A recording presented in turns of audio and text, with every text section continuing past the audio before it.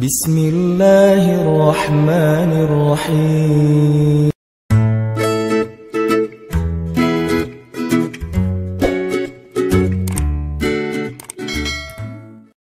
Saya yakin kita tuh pasti sering punya masalah dengan seseorang. Gimana caranya kita diam? Gimana cara Nabi diam ketika diomelin oleh Aisyah radhiyallahu anha? Ngomel, diam. Aisyah ngomel kepada Nabi, nggak menceritakan aib orang lain, nggak mencela, cuman ngomel karena lagi cemburu. Nabi diam. Beres Nabi diam, baru Nabi nanya, udahan Aisyah, udahan. Terus Aisyah mau apa? Udah. Jadi nggak didebat sama Nabi. Padahal Nabi kalau mau mendebat, hadisnya banyak banget. Tinggal sesungguhnya saya bersabda, kan beres ya. Udah selesai. Tapi kok Nabi nggak pakai hadis? Kok malah kita yang pakai hadis Nabi untuk mendebat? Sementara Nabi pemilik hadis nggak pakai hadis buat berdebat. Kalaupun beliau berdebat, perdebatan yang positif, perdebatan yang konstruktif, yang membangun, yang memberikan hasil yang insya Allah tetap menjaga akhlak. Itu yang disebut dengan wajadilhum billati hiya ahsan. Tapi kalau dengan keluarga, Nabi itu nggak suka debat. Istrinya ngambek, istrinya rame-rame nggak mau nggak mau ngomong sama Nabi. Ya udah Nabi di mihrab ngomong aja sama Allah sama Jibril. Ternyata lebih dahsyat lagi. Ketika Nabi di mihrab ngomong sama Allah dan Jibril doang, akhirnya istri-istrinya lebih dari seminggu ngerasa kayak nasib kita gimana ya, kok Nabi udah nggak mau ngomong sama kita lagi. Kok kita digantung gini gitu kan ya. Akhirnya turunlah ayat Al-Quran yang menegur istri-istri Nabi gara-gara perilaku mereka kepada Nabi. Ini menunjukkan bahwa ayat-ayat tentang diam itu menjadi solusi itu luar biasa loh. Dan saya pengen malam ini sebagai motivator, katanya sebagai motivator saya pengen memotivasi kita supaya kita percaya diam itu solusi. Diam itu keajaiban. Nggak usah komen itu ternyata, nggak nge-replay komen head itu ternyata bagus. Nggak usah terlibat dalam perdebatan di sosmed, itu tuh bagus banget. Saya hari ini tadi sore posting tentang update berita di Palestina. Ada seorang perempuan yang ditembak di perbatasan sama orang Israel. Kenapa saya turn off si komennya? Karena saya tahu ini akan mengundang emosi. Jadi takutnya malah kemana-mana kan. Jadi ngomong politik, jadi ngomong apa, mending di turn off aja deh. Tapi kalau yang lagi saya dibully, saya biasanya nggak nge-turn off. Yang di turn off tuh hal-hal yang sifatnya memunculkan polemik yang semakin melebar, jadi kurang produktif. Akhirnya kita offin dulu komennya. Tapi saya tetap pengen share itu biar orang update berita dari sana tuh lagi apa. Dan mudah-mudahan saya berharap itu di repost orang banyak, akhirnya jadi minimal membangun awareness masyarakat dunia bahwa Palestina itu layak untuk merdeka. Dari dulu udah layak untuk merdeka sejak mereka dijajah oleh Israel. Itu doang sih kampanyenya. Tapi saya nggak mau kampanyenya melebar kemana-mana sehingga di offin dulu aja komennya. Kenapa? Off komen itu kadang-kadang bagian dari diam baik. Ngapain juga kita ladenin komen yang macam-macam, walaupun mungkin komennya itu ada yang kita berpihak sama dia, sepaham dengan dia, ada yang beda. Tapi tetap aja saya lihat kadang-kadang komen itu berlebihan. Sampai muncul kalimat-kalimat mencela, sampai marah-marah, sampai caps lock tanda seru kan ya. Ini kan nggak nyaman lagi kan kalau udah kayak gini, mending diam. Nah di sini kita pengen belajar diam itu ternyata ajaib. Diam itu ternyata benar-benar kata orang emas. Diam itu ternyata solusi. Diam itu ternyata pembelaan diri yang paling efektif. Kalau selama ini kita masih percaya membela diri yang paling efektif ngomong. Membela diri yang paling efektif itu bikin postingan. Membela diri yang paling efektif itu bikin caption yang bagus. Membela diri yang paling efektif itu komen. Membela diri yang paling efektif itu minta pembelaan dari manusia. Ternyata mungkin itu benar, tapi ada yang lebih efektif lagi. Membela diri dengan diam. Dan gimana cara membela diri dengan diam sampai mendatangkan keajaiban? Itu yang akan kita coba renungkan malam ini. Oke, yang pertama kita akan baca kisah diam di surat Maryam, surat favorit saya. Coba teman-teman buka surat Maryam, surat 19. Di dalam surat ini ada dua adegan diam. Pertama, adegan diamnya Nabi Zakaria. Yang kedua, adegan diamnya Maryam. Surat 19, surat Maryam, ayat 10.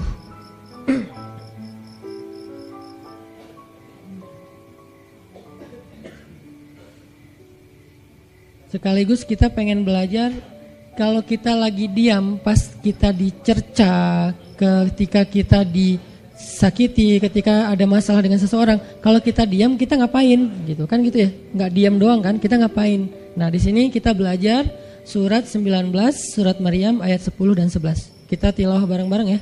Saya baca, habis itu teman-teman ikutin.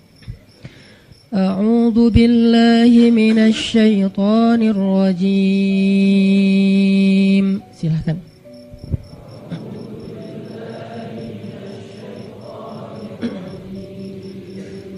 Bismillahirrahmanirrahim.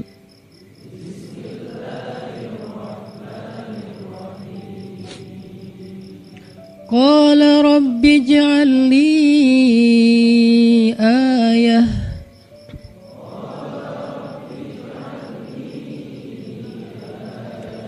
Qala ayatuka alla tukalliman nasa thalatha layalin sawiyya.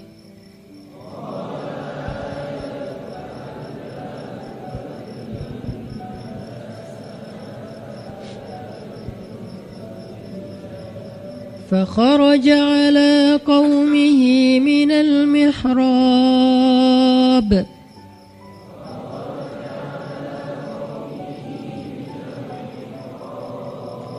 فأوحى إليهم أن سبحوا بكرة وعشيا.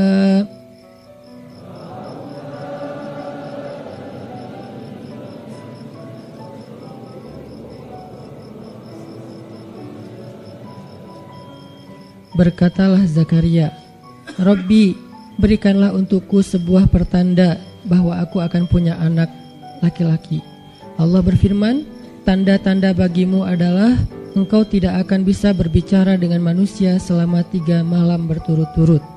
Maka keluarlah Zakaria kepada kaumnya dari mihrabnya dan memberi mereka isyarat supaya mereka bertasbih kepada Allah setiap pagi dan petang.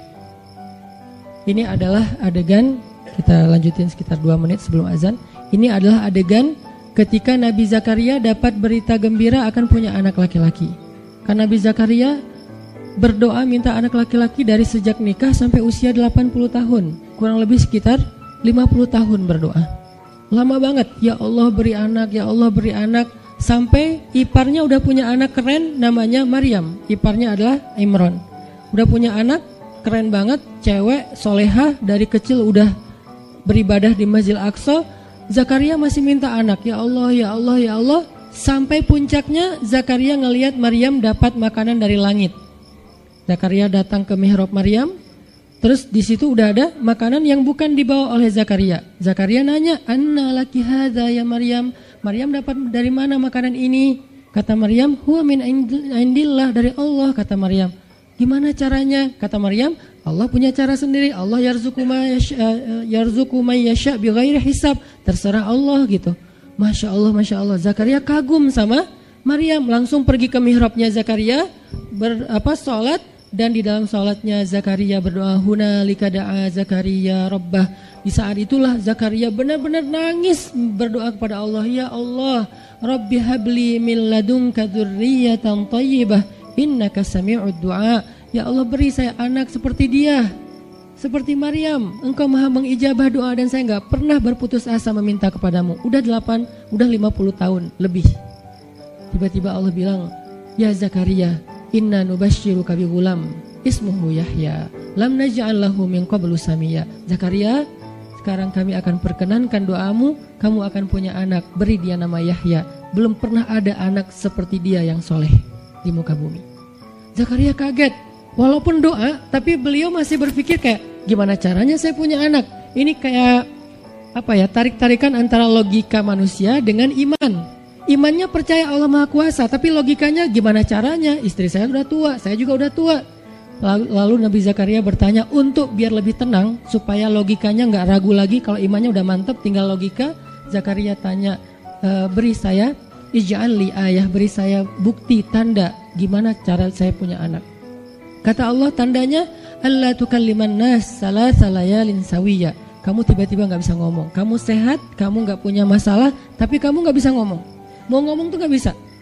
Kamu bisa tilawah, kamu bisa zikir, tapi kamu gak bisa ngomong.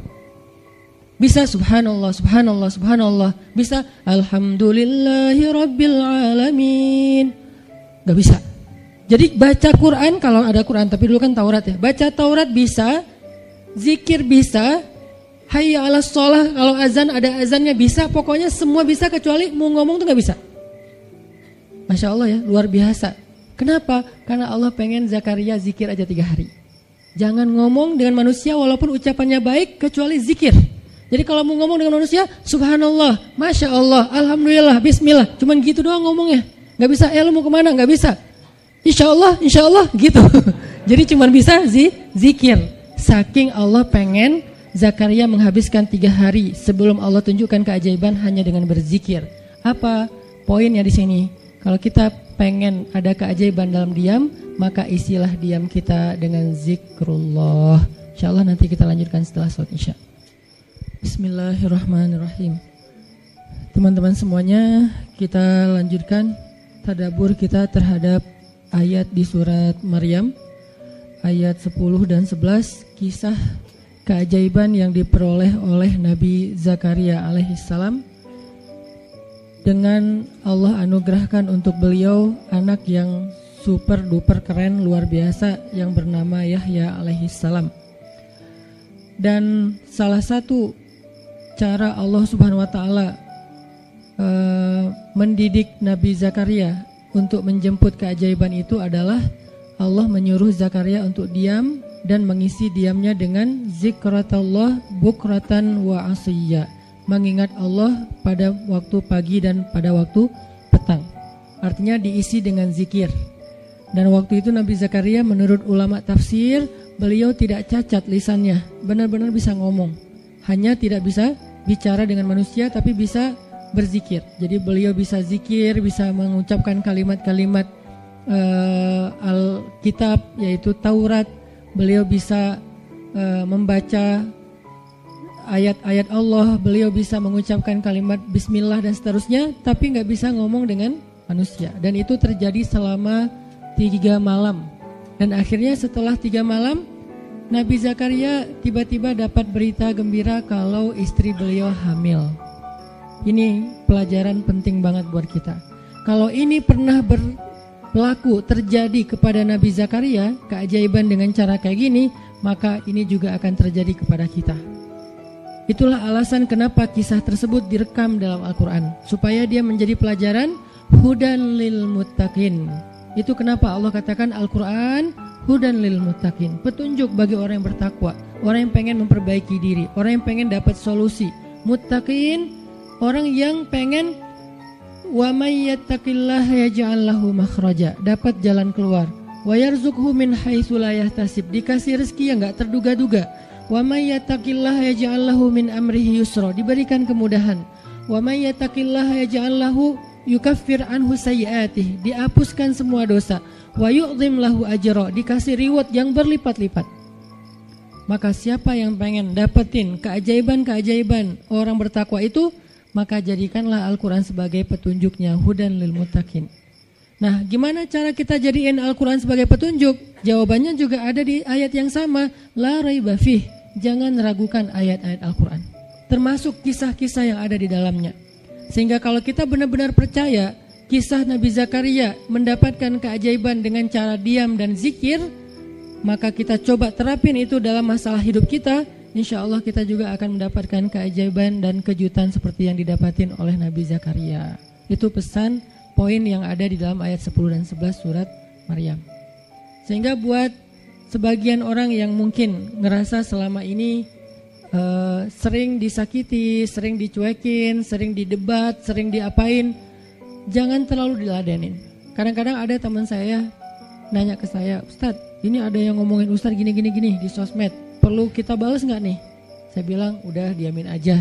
Itu tuh santai, tapi sebetulnya itu ada kayak alasan kenapa saya memilih sikap itu, bukan karena kayak malas ribut. Sebetulnya kadang-kadang kan ribut itu kayak nyenengin ya, kayak olahraga apa ya, emosi gitu kan.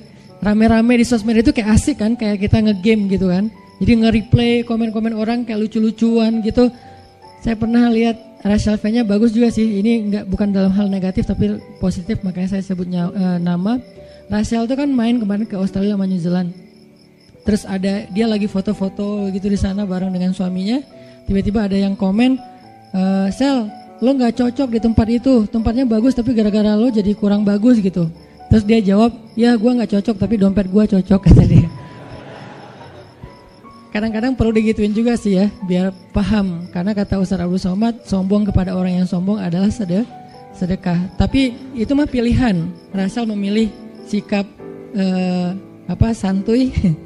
Tapi dengan dia guyonin, kalau saya memilih sikap diam aja deh. Karena saya takut kalau saya ngomong malah jadi panjang debatnya, dan saya merasa nggak mampu untuk selalu membela diri dengan argumen. Karena membela diri dengan argumen kadang-kadang ya kalau bahasa Ustaz Umar Mita, orang yang mencintaimu tidak butuh alasan, orang yang membencimu tidak akan menerima alasan. Jadi kayak ya udahlah, diamin aja. Ternyata dengan kita diam muncul aja keajaiban, banyak keajaiban. Jadi benar-benar saya percaya banget diam itu tuh keajaiban. Dan itu berlaku dalam dakwah, berlaku dalam masalah keluarga. Ketika istri lagi ngambek, dia misalnya komen panjang di sosmed, di WhatsApp misalnya, dia kayak misalnya namanya juga lagi ngambek ya, ngomong panjang di WhatsApp. Kalau saya sabar untuk diam, itu tuh beres dengan sendirinya dan akhirnya malah lebih baik. Tapi kalau saya kepancing, jadi kita balas-balesan. Sepanjang hari WhatsAppan terus nggak beres-beres, tapi hasilnya makin lama tuh tangan pegel, hati panas. Karena kayak pengen dia balas apa, oh balasin lagi, balas apa, balasin lagi, terus aja gitu, habis energi dan kerasa gitu capeknya tuh luar biasa. Tiba-tiba muka jadi lebih tua gitu kan ya, tiba-tiba berkerut semua, terus warna kulit makin doff gitu.